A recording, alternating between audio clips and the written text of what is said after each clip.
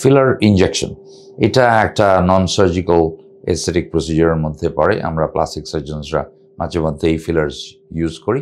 Fillers বলতে actually এটা একটা আর্টিফিশিয়াল জেল টাইপের, মেইনলি হাইলিউরনিক অ্যাসিড। এই জিনিসটা আমরা ইনজেক্ট করে দিই স্কিনের ডিপার পার্ট, ডার্মিসে অথবা সাবডার্মাল ফ্যাটে।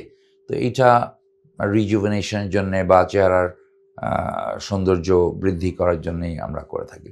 কিন্তু ফিলারটা অ্যাকচুয়ালি ট্রেন্ড হাতে হওয়াটা খুব প্রয়োজন, বিকজ এক্স্যাক্ট লোকেশনে যদি ফিলার্স না দেওয়া যায়, it can have bad results.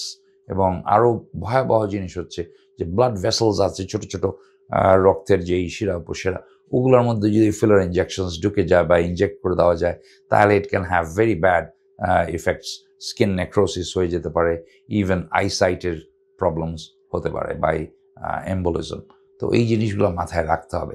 Proper training নিয়ে তারপরেই একজন ফিলার্স দেওয়া উচিত।